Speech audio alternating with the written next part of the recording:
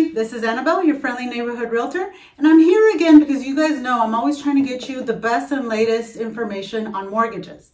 So I'm here with my friend. I'll let him introduce himself. My name's Kevin. I work with Movement Mortgage here in Las Vegas. Well, thanks, Kevin. I'm really looking forward to this conversation. Same.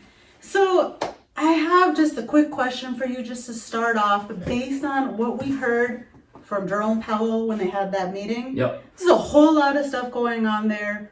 What did you get out of it, and what does that mean for our rates? And frankly, that's what we care about, right? So I'm sure everyone's heard about the Fed hiking rates every quarter, every month. And what they're trying to do is control inflation.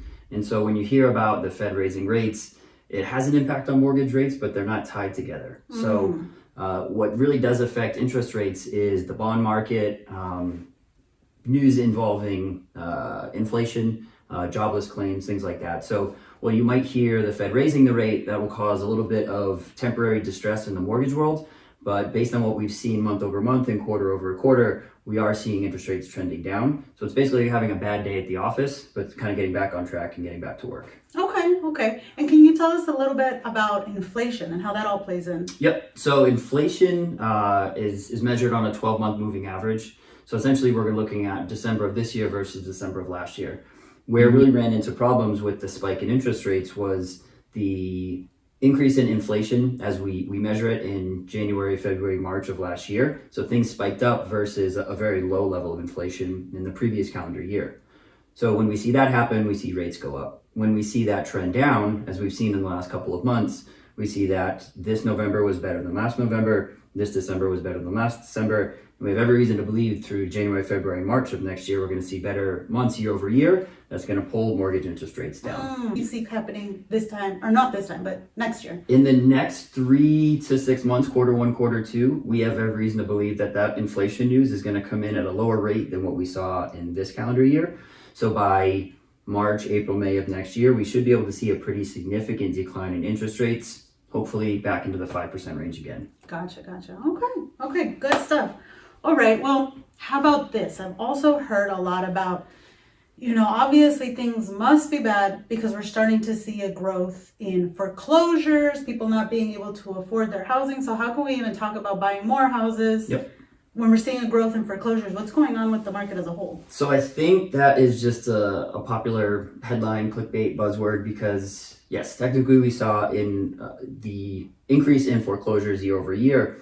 What we're not really paying attention to is that in the second half of 2020 and all of 2021, the moratorium on foreclosures. So basically you couldn't foreclose upon a house, you couldn't kick people out. People were going into mortgage forbearance. So when that shifted in 2022, foreclosures became a thing again. Yes, we saw a pretty big increase year over year, but historically going back to 2008, they're still at their lowest level ever since the housing crash. All the way back to 2008? Yep. So compared to in 2019, before all of this was going on, are the numbers of foreclosures comparable? Comparable, but still slightly better. So they're better. They're better than before. Pre-pandemic, everything. Yeah. Before the world went, completely end over end, we're still compared to that time in a better place. Interesting. Okay, cool. All right, so let me ask you about something else. And I've brought this up many, many times before, and I'll bring it up again. Renting versus buying. Yep. The only simple answer here is that if you're going to be in a home for less than 2 years, it's a really, really tough equation to work out where buying is the right idea. If you're going to be in such a short window of time, definitely look at rent. But if you're going to be there longer than 2 years, it's a no-brainer. You are investing in your future based on the fact that rent increases at any amount that your landlord wants it to. National average is about 6%. But if you have some of the conditions that we just went through, I'm sure we know a lot of people whose rent went up 20, 30, 40, 50% year over year. So in home ownership, you protect yourself from that. You also are paying down your mortgage. So not only is your home appreciating, national average for the last 63 years is like 4.75%. You're also paying down your balance. So you're growing the value of the home while you're shrinking what you owe on it. And we'll kind of pull up another slide here in a second, but over a 9-year period of appreciation and paying down your mortgage, the net gain on that is just over $250,000. So compared to 9 months or 9 years of renting where you have nothing to show for at the end, it's kind of a no-brainer. That's what I was gonna ask, right? What happens if you rent?